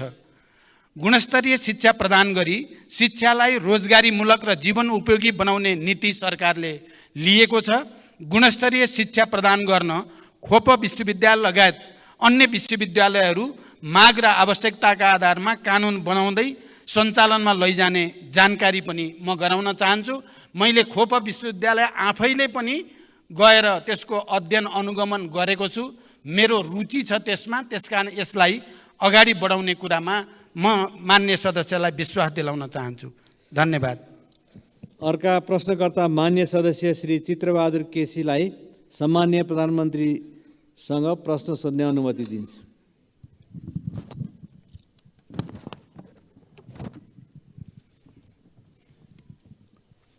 सम्माननीय सभामुखज्यू मार्फत सम्माननीय प्रधानमन्त्रीलाई प्रश्न गर्न चाहन्छु। नेपालमा नयाँ प्रधानमन्त्री हुँदा विदेश भ्रमणमा जाँदा पहिलो भ्रमण भारतबाटै गर्नुपर्ने नेपालीको बाध्यता के होला? यति हो। सम्माननीय प्रधानमन्त्रीलाई उक्त प्रश्नको जवाफ दिन अनुमति दिन्छु। सभामुख महोदय, नेपालमा त्यस्तो कुनै बाध्यता छैन र यो बाध्यता छैन भन्ने कुराको जवाब मैले आफ्नो पहिलो प्रधानमन्त्री कालमा दिइसकेको छु व्यवहारबाट नै। तर भारतसँगको हाम्रो सिमाना, खुला सिमाना, हाम्रो आर्थिक, व्यापारिक, राजनीतिक, सांस्कृतिक सम्बन्धको विशिष्टताको कारणले त्यो प्रचलन रहेको भए पनि त्यस्तो कुनै राजनीतिक बाध्यता भने हामीलाई छैन र त्यो कुरा हामीले प्रमाणित पनि गरिसकेका छौँ। धन्यवाद। त्यस्तै अर्का प्रश्नकर्ता मान्य सदस्य श्री प्रभु शाहलाई सम्माननीय प्रधानमन्त्रीसँग प्रश्न सोध्ने अनुमति दिन्छु। सम्माननीय सभामुखज्यू मार्फत सम्माननीय प्रधानमन्त्रीजीलाई प्रश्न गर्न चाहन्छु। अहिलेसम्म नेपाली नागरिकता त्यागेर विदेशी नागरिकता लिनेहरूको सङ्ख्या कति हो? उनीहरू किन नेपाल त्यागे? नेपाल छोडेपछि उनीहरूको सम्पत्तिको अवस्था के छ? विदेश लग्यो भने के कति सम्पत्ति लग्यो? यसलाई रोक्न सरकारले अहिलेसम्म के कस्तो कदम चालेको छ? विदेशमा नेपालीहरूले लुकाएर राखेको ब्ल्याक मनी कति हो र त्यसको छानबिन र फिर्ता ल्याउन सरकारले के गरिरहेको छ? आज नेपालमा किन नेपालीहरू भविष्य देख्न छोड्यो? त्यससँगै अर्को प्रश्न, गौर हत्याकाण्डको छानबिन के भइरहेको छ? अपराधीलाई कानुनको दायरामा ल्याउँछ कि ल्याउँदैन? पीडितहरूले न्याय पाउँछ कि पाउँदैन? धन्यवाद। सम्माननीय प्रधानमन्त्रीलाई उक्त प्रश्नको जवाफ दिन अनुमति दिन्छु। सभामुख महोदय, नेपाली नागरिकता त्यागी विदेशमा बसोबास गर्दै आएका नागरिकको गृह मन्त्रालयबाट तथ्याङ्क सङ्कलनको कार्य भइरहेको जानकारी म गराउन चाहन्छु। नेपाली नागरिकले नेपालमा रहेको सम्पत्ति बेचबिखन गरी विदेशमा लैजान नपाउने कानुनी व्यवस्था रहेको कुरा हामी सबैलाई थाहा नै छ। विद्यार्थी र पर्यटक भिसामा जाने व्यक्तिहरूले लगेको विदेशी मुद्राको तथ्याङ्क नेपाल राष्ट्र ब्याङ्कले समय समयमा प्रकाशन गरेकै छ। जहाँसम्म गौर हत्याकाण्डको कुरा मान्य सदस्यले उठाउनु भयो, म चाहिँ के पक्षमा छु भने विगतका ती सबै विभत्स र भयानक हत्याकाण्डहरूको नयाँ चेहराबाट छानबिन हुनुपर्दछ। चाहे त्यो गौरको केस होस्, चाहे त्यो भयानक दरबार हत्याकाण्ड, नेपालको इतिहासकै सबभन्दा विभत्स हत्याकाण्डको पनि नयाँ चेहराबाट छानबिन हुनुपर्दछ। अहिले जे जसरी फेरि ती कुरालाई बिर्साउने कोसिस भइराखेको छ, त्यसलाई हामीले गम्भीर रूपमा लिनुपर्दछ भन्ने म ठान्छु। मदन आश्रितको बारेमा पनि नयाँ चेहराबाट छानबिन हुनुपर्दछ भन्ने म ठान्दछु। तर यसको निम्ति हामी सबैले गम्भीर रूपले विचार विमर्श गरेर उपयुक्त बाटो पहिल्याउनु पर्छ भन्ने मेरो विश्वास छ। धन्यवाद। अर्का प्रश्नकर्ता मान्य सदस्य डाक्टर अमरेश कुमार सिंहलाई सम्माननीय प्रधानमन्त्रीसँग प्रश्न सोध्न अनुमति दिन्छु। सम्मानीय सभामुख महोदय, सभामुख मार्फत सम्मानीय प्रधानमन्त्रीजीलाई केही प्रश्न राख्न चाहन्छु। 2063 सालपछि ठुला भ्रष्टाचारका काण्डहरू पोखरा विमानस्थल, आयल निगमको जग्गा खरिद, काठमाडौँ निजगत फास्ट्याग, वाइड बडी जहाज खरिद, ओम्नी काण्ड, नेपाल ट्रस्टको जग्गा लिज प्रक्रिया, एनसेलको कर छुट, बालुवाटारको ललिता निवास जग्गा काण्ड छानबिन कहिलेदेखि सुरु हुन्छ?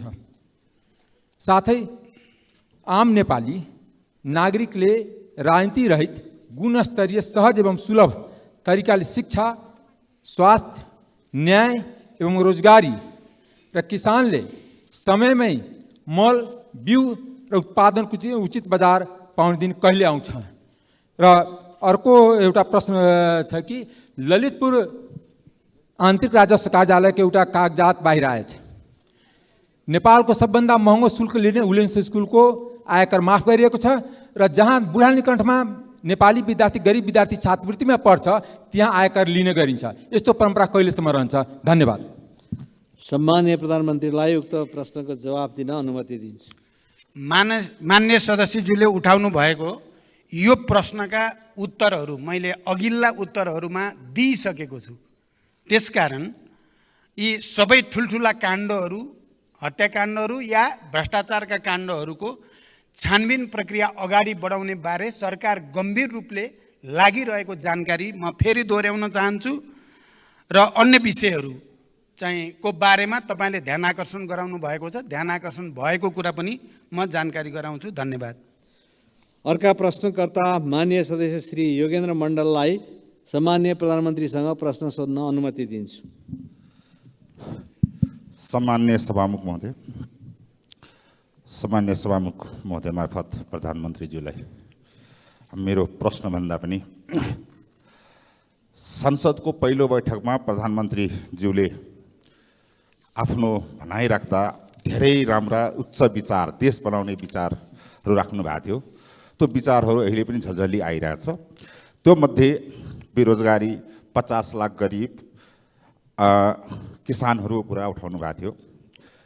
त्यसमा पनि विशेष गरी नागरिकताको विषय 6 महिनाभित्र नागरिकताको समस्या समाधान गर्छु भनेर भन्नुभएको थियो। त्यसै सन्दर्भमा अहिले भर्खर प्रधानमन्त्रीले जवाब पनि दिनुभयो, 6 महिना 1 महिनाभित्र गर्छु। र यो 1 महिनाभित्र गर्छु भन्दाखेरि हामी कति प्रतिशतले विश्वस्त हौँ कि कन्फर्म यसपालि 1 महिनाभित्र यो नागरिकता हुन्छ, यो मेरो प्रश्न हो। र सँगसँगै अहिले सुन्नमा आएको खास गरी खेलाडीहरू जुन अन्तर्राष्ट्रिय खेलाडी जुन भएको छ अहिले हाम्रो नेपालको जुन गौरव हामीलाई गौरव दिलाएको छ, ती खेलाडीहरूलाई रकम दिने, आर्थिक सहयोग गर्ने सरकारले घोषणा गर्ने र त्यो चाहिँ पहिला पनि घोषणा गरेको र भर्खर अस्ति घोषणा गरेको पनि पहिला पनि नपाएको भन्ने सुन्न आएको छ। के हो, म अनुरोध गर्न चाहन्छु। धन्यवाद। सम्माननीय प्रधानमन्त्रीज्यूलाई उक्त प्रश्नको जवाफ दिन अनुमति दिन्छु। सभामुख महोदय, नागरिकता समस्या समाधान सम्बन्धमा म प्रधानमन्त्री हुँदै गर्दा 2टा गठबन्धन अगाडि आए। बडो यो पनि एउटा संयोग नै भन्नुपर्दछ। र दुवै गठबन्धनले साझा न्यूनतम कार्यक्रमको घोषणा गर्दै गर्दा नागरिकताको मुद्दालाई 6 महिनाभित्र समाधान गर्ने कमिटमेन्ट, प्रतिबद्धता व्यक्त गरिएको छ। यहाँ अघि मान्य सदस्यले 6 महिनामध्ये 5 महिना बित्यो, अब कति लाग्छ भनेर सोधेको सन्दर्भमा मैले केही व्याख्यासहित अब 1 महिनाभित्र यसलाई टुङ्ग्याउन सकिन्छ भनेर मैले विश्वास दिलाएको छु। तपाईँले प्रतिशतमा सोध्नुभयो, 1 महिनाभित्र मेरो विचारमा 100% नै यो समस्या समाधान गर्नुपर्छ, गर्न सकिन्छ। धन्यवाद। अर्का प्रश्नकर्ता मान्य सदस्य श्री दीपक गिरीलाई म सम्माननीय प्रधानमन्त्रीज्यूलाई आफ्नो प्रश्न राख्न अनुमति दिन्छु। सम्मान्य सभामुखज्यू, म सम्मान्य सभामुखज्यू मार्फत प्रधानमन्त्रीजीलाई एउटा प्रश्न राख्न गइरहेको छु। 7 दशक पहिला विक्रम सम्वत 2011 सालमा स्थापना भएको दाङ तुलसीपुर स्थित ऐतिहासिक र मध्यपश्चिम जनताको लागि महत्त्वपूर्ण तरिगाउँ विमानस्थल हालसम्म स्तर उन्नति हुन सकेन। हाल तपाईँको प्रधानमन्त्री कालमा ATR 72 वा सो सरह जहाज अवतरण र उडान गर्न सक्ने गरी सो विमानस्थलको धावन मार्ग स्तर उन्नति हुँदैछ भन्ने र चर्चा चलेको छ। आगामी अब 2080-81 मा तरिगाउँ विमानस्थलको धावन मार्ग स्तरोन्नति गर्न नेपाल सरकारसँग के कस्तो योजना र रणनीति रहेको छ? धन्यवाद। जय नेपाल। सम्माननीय प्रधानमन्त्रीलाई उक्त प्रश्नको जवाफ दिन अनुमति दिन्छु। सभामुख महोदय, देशको एउटा मेरुदण्डकै रूपमा रहेको हवाई सेवालाई सुरक्षित, भरपर्दो, व्यवस्थित र अन्तर्राष्ट्रिय स्तरको बनाउन सरकार प्रयत्नशील रहेको कुरा म जानकारी गराउन चाहन्छु। दाङ तुलसीपुर स्थित तरिगाउँ विमानस्थललाई क्षेत्रीय विमानस्थलका रूपमा विकास गर्न संस्कृति, पर्यटन तथा नागरिक उड्डयन मन्त्रालयले सम्भाव्यता अध्ययन गरिसकेको छ। यसलाई स्तरोन्नति गर्ने कार्यलाई उच्च प्राथमिकतामा राखिएको छ। हामीले अन्तर्राष्ट्रिय स्तरको विमानस्थल निर्माणको कुरालाई प्राथमिकतामा राखेका छौँ, तर त्यसको बारेमा जति गम्भीर ढङ्गले विचार गरिनुपर्ने हो, कुन हवाई मैदान सबभन्दा पहिला बनाउनु पर्ने हो, कुन पछि बनाउनु पर्ने हो भन्नेमा कहीँ न कहीँ हामी चुकेको महसुस हुन्छ। हामीले फास्ट ट्र्याक भनेर अरबौँ खर्च गरेर फास्ट ट्र्याक रोड बन्दैछ, सेनाले त्यसलाई अगाडि बढाइरहेको छ। यहाँहरूलाई जानकारी भएकै छ, केही दिन अगाडि मात्रै म लगायत सरकारको एउटा उच्चस्तरीय टोलीले त्यसको अनुगमन भ्रमण पनि गर्यो। त्यो फास्ट ट्र्याक रोड यथार्थमा तराई मधेसलाई र मुख्यतः निजगढ विमानस्थललाई टार्गेट गरेर बनाउने निर्णय गरिएको हो। त्यसकारण निजगढ विमानस्थललाई अगाडि बढाउने कुरामा पनि सरकार प्रतिबद्ध छ र समग्रमा नेपालको हवाई सेवालाई व्यवस्थित गर्ने कुरामा सरकार दृढताको साथ अगाडि बढेको जानकारी गराउन चाहन्छु। धन्यवाद। अर्का प्रश्नकर्ता मान्य सदस्य श्री रघुजी पन्तलाई सम्मान्य प्रधानमन्त्रीसँग आफ्नो प्रश्न राख्न अनुमति दिन्छु।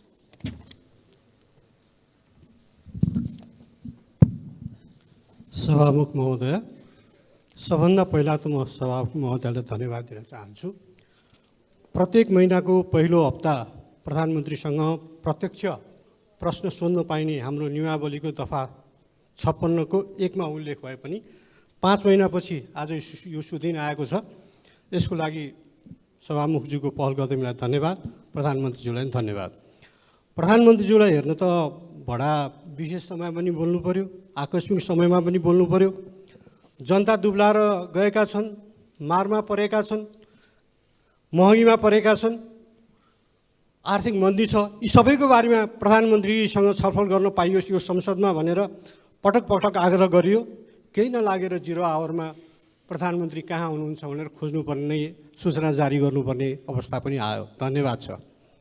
आज धेरै दिनपछि देखेर होला प्रधानमन्त्रीज्यू, मेरो आँखालाई भ्रम परेको त होइन होला, प्रधानमन्त्रीज्यू पहिले भन्दा ह्यान्डसम देखिनु भएको छ।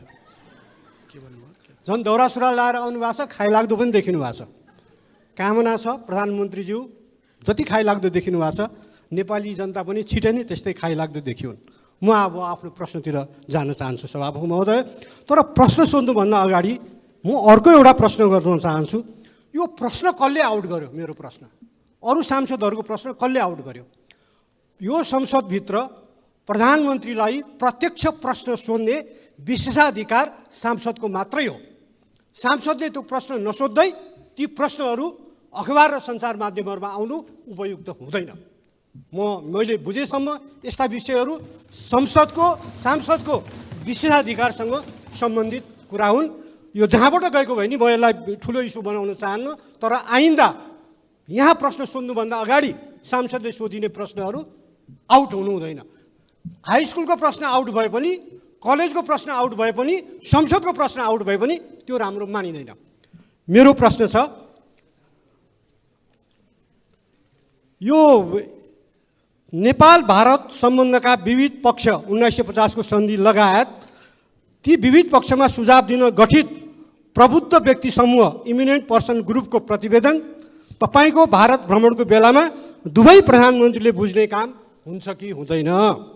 यदि भारत भ्रमणको बेलामा बुझ्ने काम भएन भने यो प्रतिवेदन तपाईले नेपाल फर्केपछि कहिले बुझ्नुहुन्छ? लिम्पियाधुरा, कालापानी, लिपुलेख सहित मिचिएका भूमि फिर्ता गरी नेपाल भारत बीच सीमा समस्या समाधान गर्ने विषय तपाईको भ्रमणको कार्यसूचीमा परेको छ कि छैन? धन्यवाद। सम्माननीय प्रधानमन्त्रीलाई उक्त प्रश्नको जवाफ दिन अनुमति दिन्छु। सभामुख महोदय, माननीय सदस्यले मेरो अलि धेरै नै प्रशंसा भनौँ कि व्यङ्ग्य के भन्ने हो, त्यसको लागि धन्यवाद। म धेरै खाइलाग्दो भएको छु जस्तो लागेको छैन। मेरो तौल चाहिँ घटिराखेको छ। देख्दाखेरि तपाईँले राम्रो देख्नुभएछ। तपाईँको आँखालाई पनि धन्यवाद।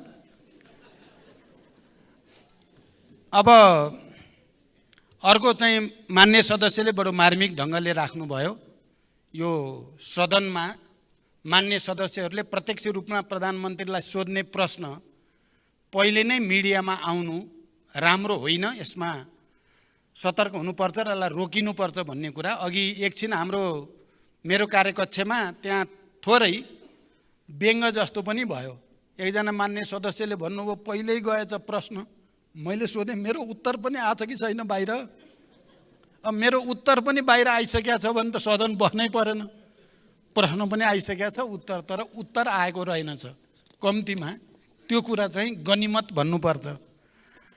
जहाँसम्म भारत भ्रमणबारे कुरा मान्य सदस्यले राख्नु भएको छ, यी सबै गम्भीर विषयमा इपिजी रिपोर्टदेखि लिएर सीमा समस्यासँग सम्बन्धित विषयहरू, हाम्रो जमिनसँग सम्बन्धित विषयहरूमा पनि हामीले के कुरा प्रश्न गरेका छौँ भने हाम्रो 1 इन्च जमिन पनि हामी छोड्न सक्दैनौँ। हामीलाई छिमेकीको 1 इन्च जमिन पनि चाहिँदैन। यो नीति अन्तर्गत हामी नेपालका सबै राजनीतिक दलहरू र यो सम्मानित सदन सबै नै हामी एकमत नै छौँ। त्यही मान्यताभित्र रहेर नै भारत सरकारसँग कुराकानी हुन्छ।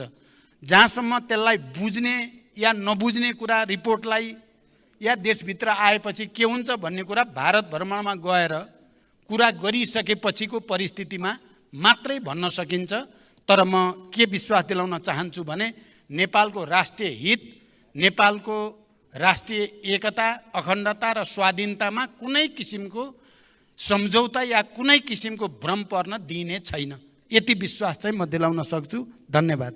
श्री दिलेन्द्र प्रसाद बडुललाई सम्माननीय प्रधानमन्त्रीसँग आफ्नो प्रश्न राख्न अनुमति दिन्छु। सम्माननीय सभामुख महोदय, सम्माननीय प्रधानमन्त्रीलाई मेरो प्रश्न छ। सम्माननीय प्रधानमन्त्रीको आसन्न भारत भ्रमणमा देशको पश्चिमोत्तर सीमा कालापानी, लिफुलेक र लिम्पियाधुराको सीमा विवादको एजेन्डा समावेश छ या छैन? यस सन्दर्भमा उच्चस्तरीय वार्ताको कूटनीतिक तयारी के छ? स्पष्ट जानकारी चाहियो। हस्, धन्यवाद। सम्माननीय प्रधानमन्त्रीलाई उक्त प्रश्नको जवाफ दिन अनुमति दिन्छु। सभामुख महोदय, नेपालको परराष्ट्र नीति संयुक्त राष्ट्रसङ्घको बडापत्र, असंलग्नता र पञ्चशीलको सिद्धान्तमा आधारित रहेको कुरा यो सम्मानित सदनलाई जानकारी नै छ।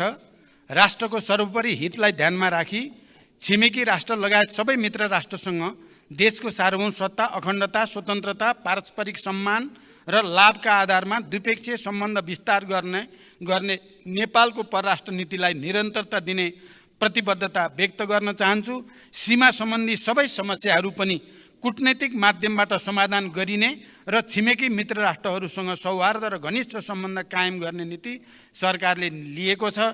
नेपाल भारत सम्बन्धका विविध पक्षहरूलाई पुनरावलोकन गरी समसामयिक बनाउने कार्यमा कूटनीतिक पहलहरू जारी रहेको जानकारी पनि यस सम्मानित सदनलाई गराउन चाहन्छु।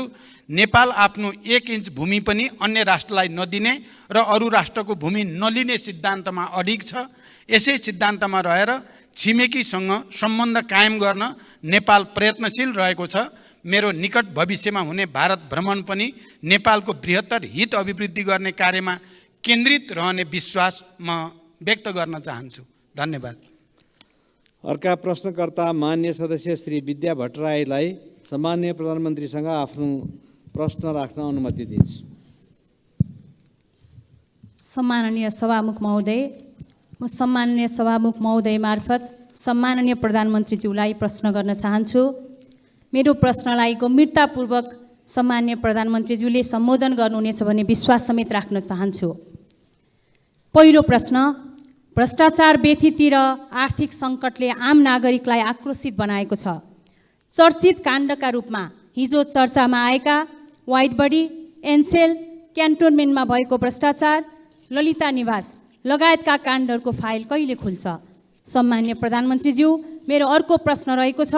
नक्कली भुटानी शरणार्थी प्रकरणमा अभियुक्त पहिचान गरी कारबाहीको प्रक्रिया अगाडि बढ्दा आम नागरिकमा उत्साह पैदा भएको छ, तर संशय पनि छ स्टन्ट र सस्तो लोकप्रियताका लागि मात्र हो कि?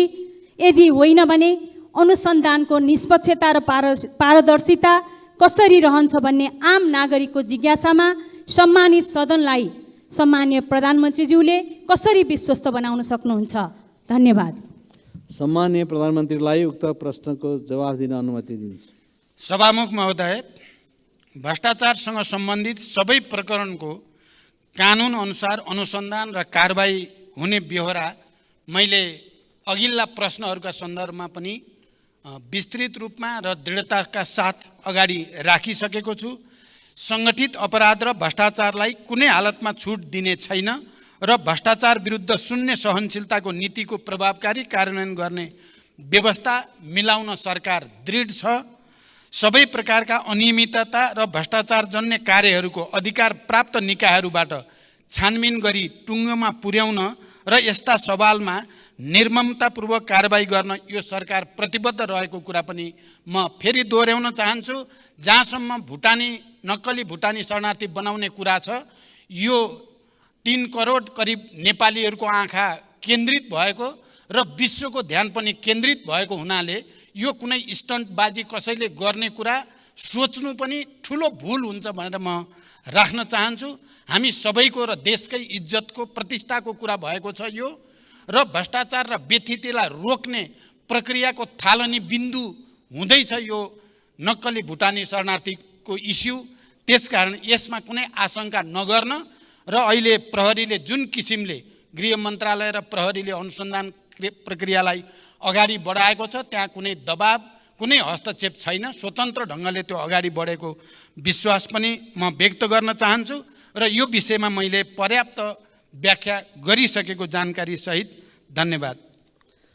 अर्का प्रश्नकर्ता मान्य श्री रामहरि खतिवडालाई सम्माननीय प्रधानमन्त्रीसँग आफ्ना प्रश्न सोध्न अनुमति दिन्छु।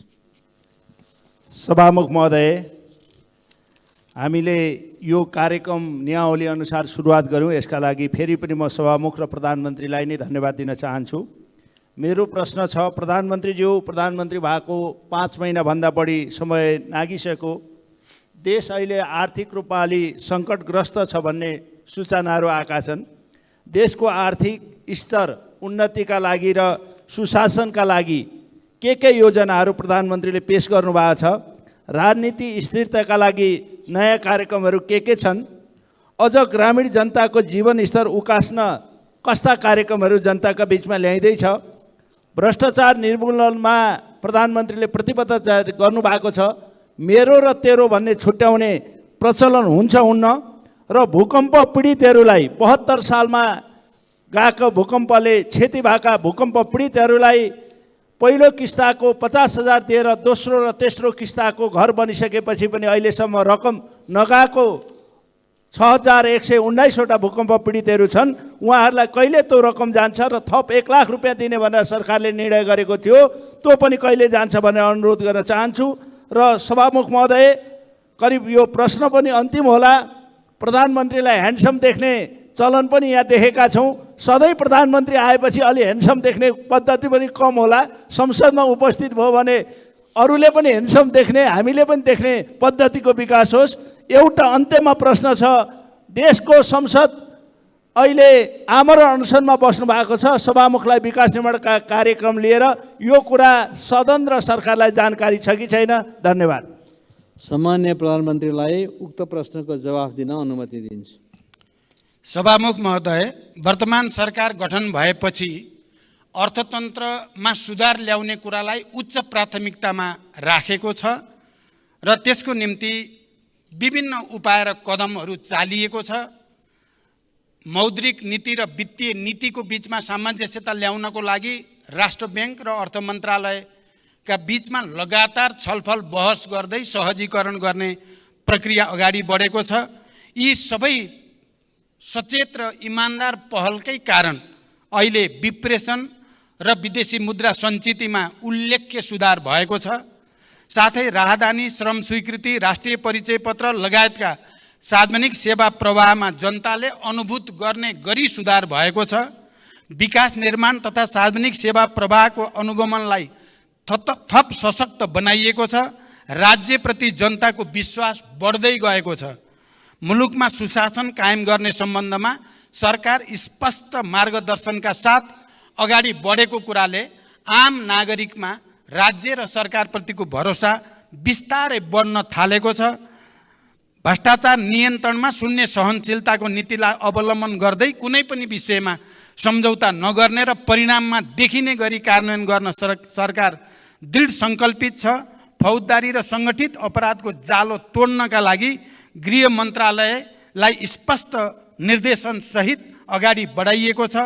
भूकम्प पीडितको बाँकी किस्ता 2080 असार मसान्तसम्म भुक्तानी गराइने जानकारी पनि म गराउन चाहन्छु। यति भनिसकेपछि म अन्तिममा, हुन त 2064मा विस्तृत शान्ति सम्झौता भएर देश सङ्घीय लोकतान्त्रिक गणतन्त्रमा प्रवेश गरेपछि हामी आर्थिक, सामाजिक, सांस्कृतिक, शिक्षा, स्वास्थ्यको दृष्टिकोणले हामी कहाँ आइपुगेका छौँ भन्ने कुराको संक्षिप्त केही तथ्याङ्क राखेर म बिदा हुन चाहन्छु। 64 र अहिले 79 को तुलना गर्दा यो नेपाल सरकारकै तथ्याङ्क विभागको सूचना हो। म शिक्षाको क्षेत्रमा के प्रगति भयो, कहाँ समस्या छ? 2064 सालमा प्राइमरी स्कुलहरूको सङ्ख्या 30,924 थियो, अहिले त्यो बढेर 35,187 भएको छ। माध्यमिक तहका विद्यालयहरूको सङ्ख्या 10,636 थियो, त्यो अहिले बढेर 17,183 भएको छ।